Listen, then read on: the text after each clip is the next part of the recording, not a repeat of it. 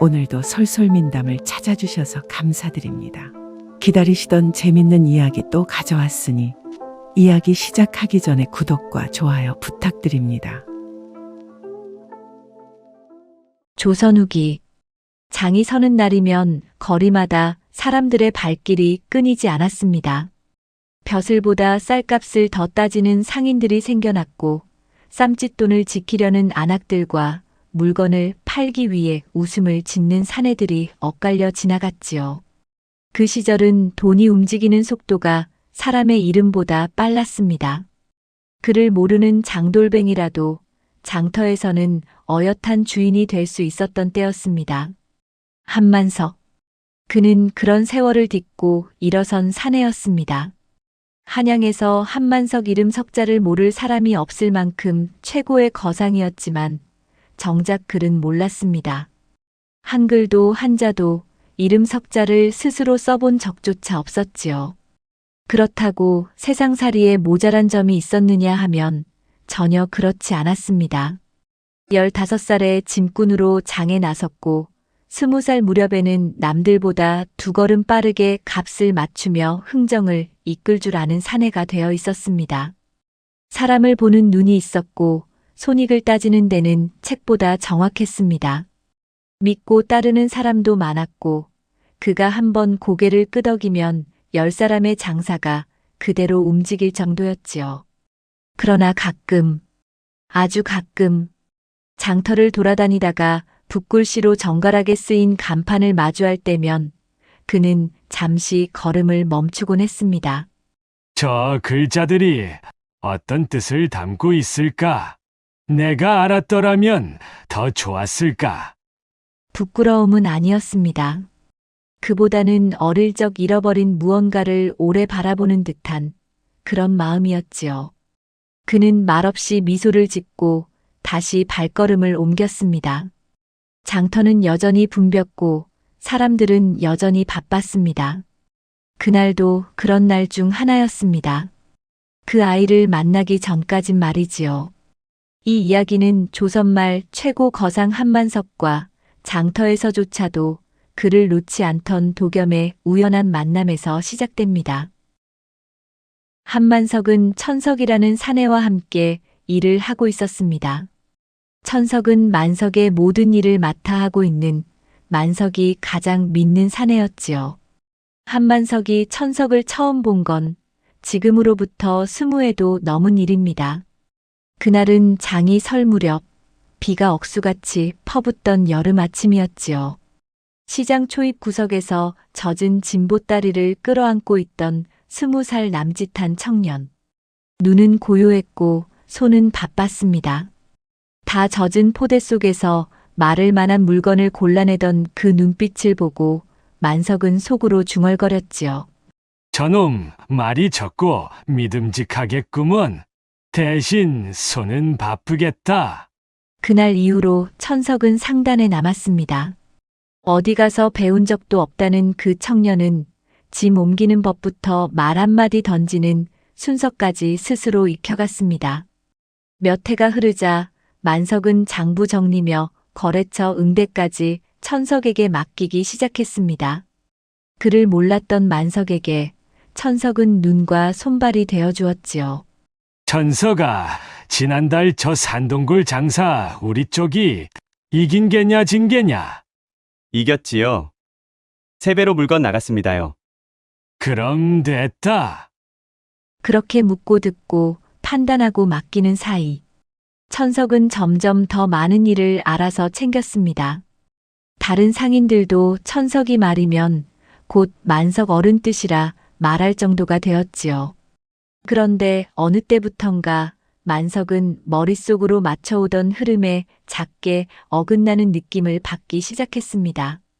장부는 읽지 못해도 장에 들어온 물건의 수와 나간 물건의 수, 그리고 남은 돈의 무게는 손끝과 감각으로 익힌 지 오래였지요. 포목이 3필 더 나간다 했는데 창고에 남은 자투리 양이 어딘가 이상했고 소금값이 내려갔다는데 손에 쥔 돈은 전보다 적었습니다. 만석은 아무 말 없이 천천히 눈을 감고 생각했습니다. 며칠이 지나고 다시 비슷한 일이 이어졌을 때에도 그는 조용히 말없이 하늘만 바라보았습니다. 뭔가 조금씩 비껴가는구먼. 그저 그 생각뿐이었습니다. 의심은 있었지만 꾸짖지 않았습니다. 그는 이미 알고 있었거든요.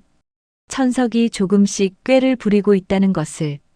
그날 저녁 늦게까지 남은 천석이 장부를 챙겨 방으로 들어오며 말했습니다. 주인어른, 그 은주전 거래는 제가 직접 마무리 짓겠습니다. 올해는 쌀값이 들쑥날쑥해서 괜히 어물쩍 넘기면 손해입니다. 만석은 말없이 고개를 끄덕이며 술잔을 내밀었습니다. 그래, 네가 알아서 해봐라. 네 말대로 올해는 흙값도 바뀌는 해니까. 술잔을 받은 천석은 말끝에 머뭇거림이 있었지만 곧 아무렇지 않게 웃고 장부를 안고 방을 나갔습니다. 곁에 있던 하인 하나가 낮은 소리로 말했습니다. 주인어른, 그 사내가 무슨 일을 좀 꾸미는 듯도 합니다. 만석은 팔짱을 낀 채 한참 앉아 있다가 말했습니다. 사람이란 게 다 옳기만 하진 않더구나. 나도 젊을 땐 쬐끔쬐끔 손댄 적도 있었거든. 하인은 말없이 고개를 끄덕였습니다.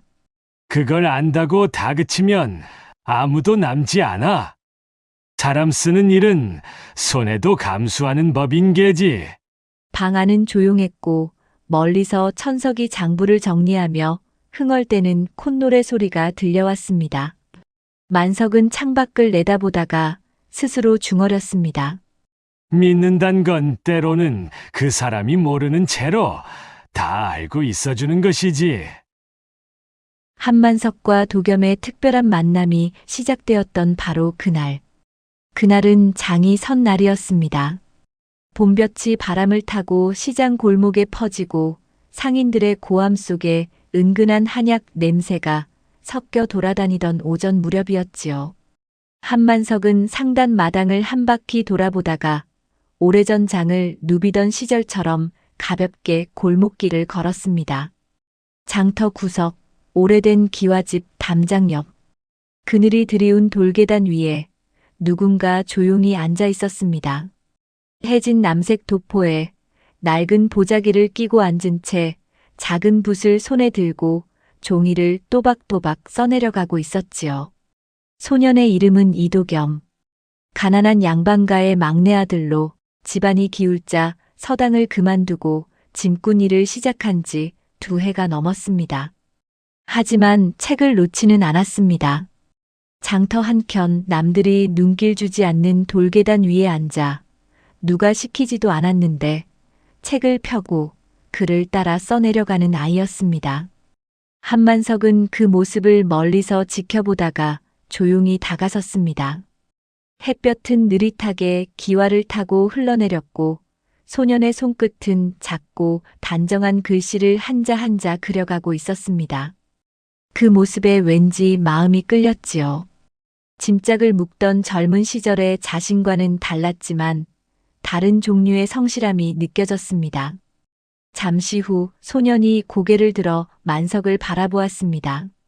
두려움도 경계도 없고 그저 뜻밖의 시선을 마주한 조용한 눈빛이었습니다. 한만석이 먼저 입을 열었습니다. 그거 뭘 적는 거냐? 소년은 차분히 대답했습니다. 책에서 본 문장입니다. 뜻이 좋아서 외우려 합니다. 그 나이에 책이 그렇게 재미있더냐? 배울 수 있을 때 배우고 싶어서요. 형편이 안 되어 서당엔 못 갑니다만 이렇게라도 익히고 싶습니다. 만석은 고개를 끄덕였습니다. 그리고 조금 다가서며 조심스레 물었습니다. 혹 나 같은 사람도 그 글자를 배울 수 있겠느냐? 도겸은 잠시 눈을 깜빡였습니다. 그리고는 조심스럽게 허리를 숙였습니다. 어르신께서 원하신다면 제가 아는 만큼은 가르쳐 드릴 수 있습니다. 한만석은 웃으며 물었습니다. 그럼 내 품삯은 뭘로 하면 되겠느냐? 도겸은 놀란 듯 고개를 들었습니다. 아닙니다. 그런 뜻으로 말씀드린 건 아니옵니다. 저는 글을 좋아해서 배우는 것이니 그걸 나누는 일이라면 그냥 하면 됩니다. 만석은 그 대답을 듣고 잠시 말을 잃었습니다. 그러곤 고개를 끄덕이며 말했습니다. 그래. 그럼 이렇게 하자.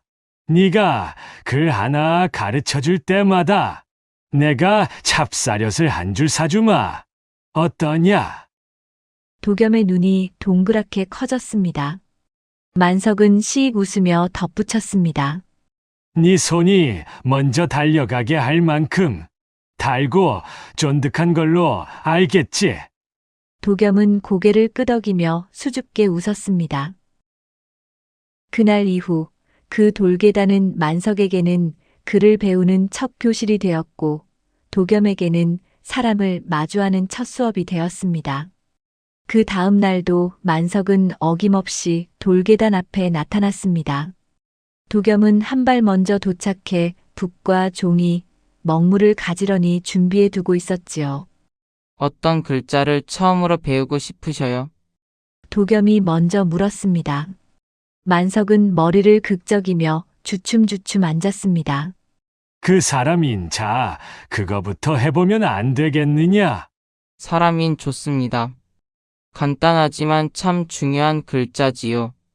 도겸은 종이에 사람인 자를 또박또박 써 내려갔습니다. 그 손놀림은 아직 어린 나이답지 않게 또렷하고 침착했지요. 자, 어르신. 이렇게 쓰시면 됩니다. 그는 붓을 건넸습니다. 만석은 붓을 받아들고 한참을 들여다봤습니다. 손끝이 어색하고 어깨가 자꾸만 들썩거렸습니다. 이놈 참. 붓이 손에서 자꾸 미끄러지는구먼. 그는 민망한 듯 웃었습니다. 처음엔 다 그렇습니다. 붓을 너무 꽉 잡지 마시고요. 손끝에 힘을 살짝만 주시고 숨 내쉬듯이 살짝 눌러보세요. 도겸은 말도 조용조용하게 귀에 쏙쏙 들어오게 가르쳤습니다. 만석은 종이에 붓을 얹었습니다. 글씨는 비뚤비뚤했고 먹물은 한쪽으로 번졌지만 그 한자엔 이상하게도 집중이 담겨 있었지요. 도겸이 웃으며 말했습니다. 첫 글치고는 참 괜찮습니다. 만석은 슬쩍 눈을 찡긋했습니다. 허허, 너는 장사치가 되면 말도 참 살갑게 할 놈이겠다. 둘은 그렇게 마주 앉아 글자 하나를 반복해서 써내려갔습니다. 며칠이 지나고 볕이 따가운 날이었습니다. 만석은 산산자를 연습하다가 손을 삐끗하며 붓을 놓쳤습니다. 도겸이 놀라며 물었습니다. 괜찮으세요? 손 다치신 건 아니고요? 만석은 손을 털며 말했습니다. 괜찮다, 괜찮아. 붓이 내 손에 정이 안 붙은 게지. 도겸은 잠깐 생각하더니 보자기 속에서 작은 종이 쪽지를 꺼냈습니다. 어르신, 이거 제가 집에서 혼자 연습한 글자입니다. 조금 흐트러졌지만 혹시 참고가 되실까 싶어서요. 쪽지에는 도겸이 연습한 글씨가 조심스레 적혀 있었습니다. 하나는 작고 하나는 크고 획이 삐뚤기도 했지만 분명 정성이 묻어 있었습니다. 만석은 조용히 그 쪽지를 한참 들여다보았습니다. 그리고 나직이 말했습니다. 그래, 이렇게 어린 놈이 내가 뭘 힘들어하는지 먼저 알아채고 이걸 준비해줬구나. 도겸이 고개를 갸웃하자 만석은 천천히 말을 이었습니다. 도겸아, 이런 마음은 책 속엔 안 써 있다. 사람이 책에서 배우는 것도 중요하지만 사람 마음을 살피는 건 그런 데서 배우는 게 아니야. 너는 타고나기를 사람 마음 살피는 법을 앓고 있는 듯하구나. 도겸은 그 말을 듣고 조용히 고개를 숙였습니다. 입술을 꾹 다문 얼굴에 묘하게 뿌듯한 기색이 번졌습니다. 그날 도겸은 그 어느 때보다 붓을 곧게 잡고 글씨 하나를 천천히 따라 써내려갔습니다. 저녁 무렵 수업을 마치고 자리를 정리하던 도겸에게 만석이 부르듯 말했습니다. 도겸아, 예, 어르신. 잡사련 말이다. 오늘은 2줄로 사주마. 도겸이 눈을 깜빡였습니다. 글자 하나밖에 안 배웠는데요. 만석은 씩 웃었습니다. 그래도 오늘은 글자보다 더 귀한 걸 배운 날이야. 네가 준 쪽지. 그 마음이 고마워서 그러는 거다. 도겸은 풋하고 웃으며 그 말뜻을 가만히 되새겼습니다. 그리고는 조용히 고개를 숙였습니다. 감사합니다, 어르신. 그렇게 만석 영감과 도겸의 수업은 한 달이 넘게 계속해서 이어져 갔습니다. 글자 하나, 붓질 한 번. 그저 하루 한 자씩 배우는 시간이었지만 그 나날들은 오래도록 마음에 남을 만큼 따뜻한 것이었습니다. 어느 날 수업을 마친 만석은 종이 한 장을 도겸에게 건넸습니다. 이거 받아라. 도겸이 펼쳐보니 아무것도 적혀 있지 않은 백지 한 장뿐이었습니다. 고개를 갸웃하는 도겸에게 만석이 슬쩍 웃으며 말했습니다. 시장 어기 찹쌀역 가게 알지? 거기 가서 이 종이를 보여주고 내 이름을 말하거라. 그러면 5줄을 줄게다. 예? 그런데 봉투에 아무것도 안 적혀 있는데요. 괜찮다. 그 엿장수는 내 이름만 들으면 다 알게야. 얼굴도 글씨도 필요 없을 게다. 도겸은 고개를 끄덕이면서도 어딘가 찜찜한 마음으로 종이를 품에 넣었습니다. 잠시 뒤 도겸은 시장 골목 끝 찹쌀역 가게 앞에 섰습니다. 노릇노릇하게 윤이 나는 엿이 진열돼 있었고 엿장수는 솥을 젓다가 도겸을 올려다보았습니다. 도겸은 조심스럽게 종이를 내밀었습니다. 이 종이는 만석 어르신께서 주신 겁니다. 15줄이라고 하셨습니다. 엿장수는 종이를 펼쳐보더니 잠시 말없이 도겸을 바라봤습니다. 이거 그냥 빈 종이잖아? 도겸이 말없이 고개를 끄덕이자 엿장수는 한 박자 늦게 웃으며 고개를 끄덕였습니다. 그래, 그 양반이 보냈다면 맞겠지. 글 없이도 신용되는 문이거든. 그러고는 장정 손바닥 크기의 찹쌀엿 5줄을 정갈하게 접은 천보자기에 싸서 내주었습니다. 도겸은 조심스럽게 그것을 받아들고 엿장수를 향해 깊이 고개를 숙였습니다. 돌아오는 길 도겸은 품 안의 종이와 엿을 번갈아 바라보며 말없이 생각에 잠겼습니다. 글자가 없어도 이렇게 믿어주는 사람이 있네. 그날 저녁 도겸은 찹쌀엿을 품에 꼭 안고 만석 앞에 돌아왔습니다. 천보자기를 풀어 5줄의 엿을 조심스럽게 내밀며 말했습니다. 잘 받아왔습니다. 엿장수께서 어르신 이름만 듣고 말없이 내주시더군요. 만석은 고개를 끄덕였습니다. 그 사람하고는 꽤 오래됐지. 내가 그 사람에게 꾸준히 엿을 사왔으니 그것만으로도 나를 믿게 된 걸게야. 도겸은 한동안 조용히 앉아 있었습니다. 그리고는 머뭇거리며 품속에서 작은 책 한 권을 꺼냈습니다. 책의 겉장은 낡았고 귀퉁이는 몇 번이나 접힌 자국이 있었습니다. 이건 제가 어릴 적부터 아껴본 책입니다. 처음 읽었을 때부터 손에서 놓기 싫더군요. 만석은 조용히 고개를 끄덕였습니다. 허허, 내가 참 아끼던 거였구나. 도겸은 엷게 미소 지으며 덧붙였습니다. 오늘처럼 많이 주신 건 처음이라. 그 마음이 너무 고마워서 저도 뭘 드리고 싶었습니다. 만석은 책을 조심스럽게 펼쳤습니다. 페이지 사이에 남아있는 도겸의 손때가 느껴졌습니다. 나한텐 이게 새 책이지. 이거야말로 진짜 귀한 선물이구나. 며칠 뒤에는 또 다른 일이 있었습니다. 그날은 술주자를 배우는 날이었지요. 만석이 붓을 들어 종이에 글씨를 써내려가다가 도겸 쪽을 힐끔 바라보며 말했습니다. 도겸아, 우리 글자 쓰기 내기 한번 해볼래? 예? 내기요? 그래. 누가 더 보기 좋게 쓰나 해보자. 내가 지면 찹쌀엿은 내가 사고, 내가 이기면 너는 군밤 하나 사오는 거다. 어떠냐? 도겸은 잠깐 망설이다가 웃으며 고개를 끄덕였습니다. 좋습니다. 하지만 제가 이길 수도 있습니다. 그걸 기대하고 말한 거다, 이놈아. 둘은 나란히 앉아 붓을 들었습니다. 도겸은 또박또박, 만석은 덜컥덜컥.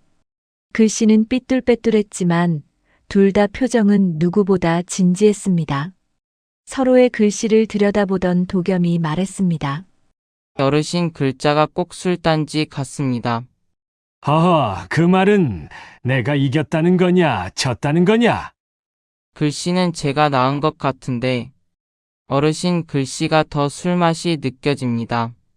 둘은 그렇게 한참을 웃었습니다. 그 나날들 속에서 글자보다 더 깊은 정이 쌓여갔고 붓보다도 따뜻한 손길이 서로를 감싸주었습니다. 그들의 사이에는 이제 글을 배우고 가르치는 사이라기보다는 마음을 나누는 이웃 같은 따스함이 피어났습니다. 그렇게 그둘은 가까워졌고 계절이 바뀌고 가을 바람이 부는 날이었습니다. 하늘은 높고 장터에는 누런 국화가 걸려 있었지요. 이제 도겸은 만석의 집에서 글 공부를 하고 있었습니다. 그날도 도겸은 만석과 글씨 연습을 마치고 상단 마루에 앉아 장부를 살펴보고 있었습니다. 이거 좀 이상한데? 장부의 마지막 장. 거래 내역이 살짝 어긋나 있었습니다. 글씨를 아는 사람이라면 금세 눈치챌 만큼 아주 미묘하게 말이지요. 도겸은 장부를 덮고 잠시 하늘을 바라봤습니다. 이건 실수가 아닌 것 같은데? 그때 천석이 장터 쪽에서 들어오고 있었습니다. 장사치들과 거래를 마친 뒤였지요. 도겸을 보자 억지로 미소를 지으며 말했습니다. 또 글 공부인가 보구만. 그래도 어르신은 어르신인데 저런 아이한테 배우는 건 남보기 좀 그렇구만. 도겸은 대답하지 않고 고개만 살짝 숙였습니다. 천석은 그 모습이 못마땅했는지 툭 내뱉듯 말했습니다. 가끔은 말이야. 너무 가까이 있는 게 불편할 수도 있어. 그리고는 휙 돌아서 걸어가 버렸습니다. 해질 무렵 만석은 장터 한켠에서 저녁 노을을 바라보고 있었습니다. 도겸이 조심스럽게 다가갔습니다. 어르신 잠깐 여쭐 말씀이 있는데요. 그래, 무슨 일이냐? 도겸은 장부를 펴들며 조심스럽게 말했습니다. 장부가 조금 이상하게 손을 탄 것 같습니다. 만석은 장부를 받아들고 몇 장을 넘겨보더니 아무 말 없이 고개를 끄덕였습니다. 그래, 나도 알고 있었다. 도겸은 놀라 눈을 동그랗게 뜨고 되물었습니다. 알고 계셨습니까? 만석은 장부를 덮으며 천천히 말했습니다. 사람을 쓴다는 건 말이야, 잘할 때만 믿는 게 아니지. 그 사람이 지금 어디쯤 가고 있는지 말없이 지켜보는 것도 믿음이란다. 도겸은 말없이 고개를 숙였습니다. 잠시 뒤 만석이 조용히 말을 이었습니다. 근데 내가 이렇게 조심스레 말해준 거 나는 그게 고맙구나. 난 너의 그 마음이 믿음직스럽구나. 도겸은 대답하지 않았습니다. 하지만 그 표정엔 깊은 생각이 담겨 있었습니다. 바람이 불고 노을빛이 장터 지붕 위로 물들어가고 있었습니다. 며칠 사이 천석은 어딘가 달라져 있었습니다. 장터에서 물건을 나르며 예전처럼 활기차게 일했지만 그 눈빛은 조용히 흔들리고 있었지요. 그날도 도겸은 상단 뒤편 평상에 앉아 붓글씨 연습을 하다 말고 만석이 부탁한 장부 한 귀퉁이를 정리하고 있었습니다. 그때 천석이 지나가다 조심스럽게 발걸음을 멈췄습니다. 너 혹시 며칠 전에 어르신께 무슨 말 했냐? 도겸은 붓을 내려놓고 고개를 들었습니다. 예. 장부에 좀 이상한 부분이 있어서요. 천석은 잠시 눈을 내리깔더니 숨을 길게 내쉬고는 다시 묻습니다. 그 모든 걸 전부 어르신께 말씀드린 게냐? 확실한 건 모르겠지만 제가 아는 만큼은 말씀드렸습니다. 도겸의 말은 조심스러웠지만 그 속엔 꾸밈이 없었습니다. 천석은 말없이 고개를 끄덕였습니다. 그래, 그랬겠지. 도겸은 머뭇거리다 덧붙였습니다. 어르신께선 다 알고 계셨던 것 같습니다. 천석은 그 말을 듣고는 잠깐 눈을 감고 마당 쪽을 바라봤습니다. 그런 줄도 모르고 난 괜히 너만 미워했구나. 그리고는 고개를 푹 숙인 채 조용히 돌아섰습니다. 그날 밤 상단 마당에는 달빛이 고요히 내려앉아 있었습니다. 만석은 나무 의자에 걸터 앉아 찻잔을 손에 들고 있었습니다. 천석이 마당 끝에서 걸어오더니 마루 앞에 무릎을 꿇었습니다. 어르신, 만석은 고개를 돌렸습니다. 그래, 무슨 일로 왔느냐? 천석은 조용히 말했습니다. 이놈이 장부에 손을 댄 것을 도겸이가 말했다 들었습니다. 만석은 잠시 말을 아끼더니 찻잔을 내려놓고 천천히 대답했습니다. 글쎄다. 그런 말은 없었는데 왜 그런 일이 있었나 보지? 천석은 얼굴을 들지 못한 채 작게 중얼였습니다. 예, 있었습니다. 며칠 전 것도 예전 것도 제가 했습니다. 만석은 잠시 말이 없었습니다. 달빛이 마루 끝에 스며들었습니다. 천석은 고개를 깊이 숙이며 말했습니다. 어르신께선 다 알고 계셨던 것 같아서 그게 더 죄송합니다. 그 말을 듣자 만석은 조용히 한숨을 내쉬고 말했습니다. 됐다. 사람도 나이 먹으면서 배우는 게지. 나도 요즘 글자 배우고 있다. 너도 사람 좀 더 배우면 되는 게야. 천석은 그 말에 눈시울이 붉어졌습니다. 혼나지 않아서가 아니라 그 말이 따뜻하게 가슴을 울렸기 때문이었습니다. 그날 저녁 작은 상 하나가 마루에 놓였습니다. 된장국, 묵은지, 따끈한 보리밥, 그리고 도겸이 손수 구운 고등어 한 토막이 함께였지요. 만석이 웃으며 말했습니다. 자, 오늘은 특별히 셋이 같이 먹는 날이다. 그 선생도 있고 장부꾼도 있고 밥상에 앉을 만한 인연이지. 도겸은 수줍게 웃으며 수저를 들었고 천석도 쑥스럽게 웃으며 자리에 앉았습니다. 셋은 그날 저녁 많은 말을 나누지 않았지만 밥 위로 전해지는 따뜻한 마음은 말보다 깊고 넉넉했습니다. 장터를 닮은 저녁, 그 밥상 위에는 소리 없이 쌓여온 신뢰와 용서가 그득히 담겨 있었습니다. 늦가을, 하늘은 높고 공기는 차가웠지만 상단 마루에는 따뜻한 온기가 머물고 있었습니다. 만석은 도겸과 나란히 앉아 붓을 들고 있었지요. 도겸이 조심스럽게 말했습니다. 오늘은 또 자 써보시겠습니까? 만석은 붓을 천천히 눌렀다 떼며 말했지요. 도겸아, 내가 말이다. 언젠가 꼭 도겸이 네 이름을 내 손으로 적어보고 싶더구나. 도겸은 미소를 지으며 고개를 끄덕였습니다. 그럼 오늘은 겸 자도 함께 연습해 보시지요. 만석은 획마다 손이 떨리면서도 정성을 다해 글자를 써내려갔습니다.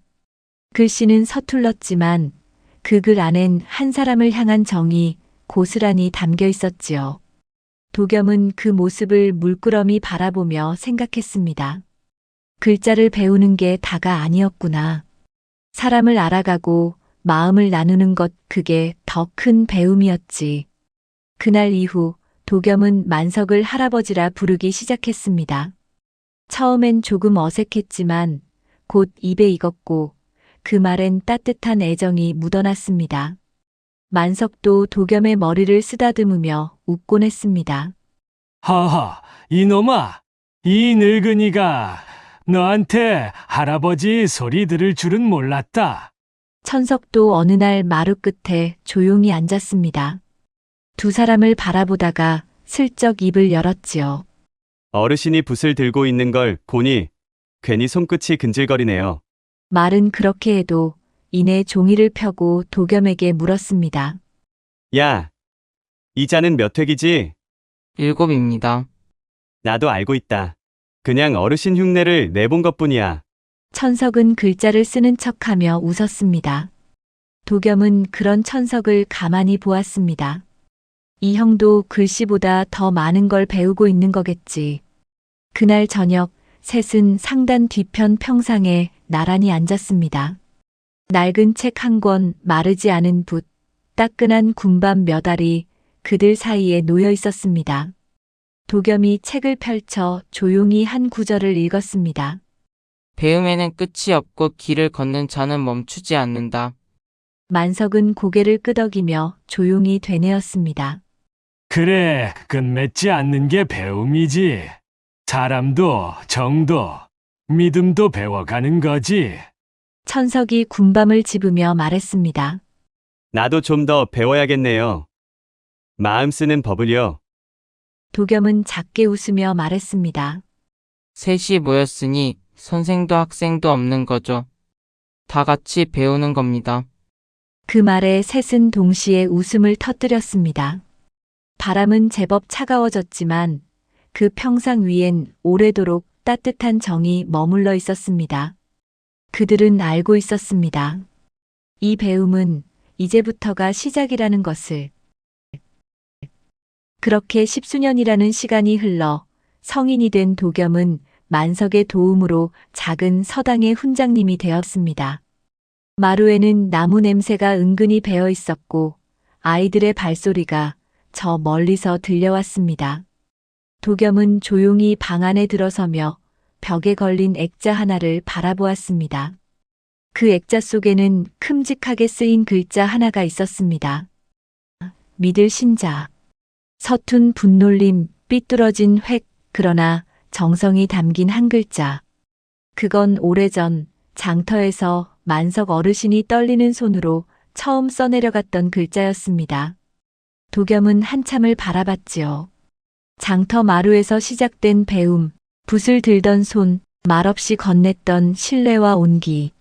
지금 그는 그 마음을 또 다른 누군가에게 전하고 있었습니다. 시간은 흘렀지만 그들이 나눈 믿음은 이 작은 서당 안에서 여전히 숨쉬고 있었습니다. 누군가는 글자를 배웠고 누군가는 마음을 배웠습니다. 그리고 누군가는 믿음을 다시 배웠습니다. 사람과 사람이 만나 함께 웃고 때로는 다투고 결국은 마음을 나누는 길. 그 길 위에서 배움은 끝나지 않았습니다. 여러분의 하루에도 따뜻한 한 글자, 그리고 깊은 한 마음이 함께하길 바랍니다. 오늘의 이야기는 어떠셨는지요? 솔솔민담은 또 재미난 이야기를 준비하겠사오니 구독과 좋아요 부탁드립니다. 가운데 동그란 버튼을 누르시면 재미난 이야기를 더 들어보실 수 있답니다.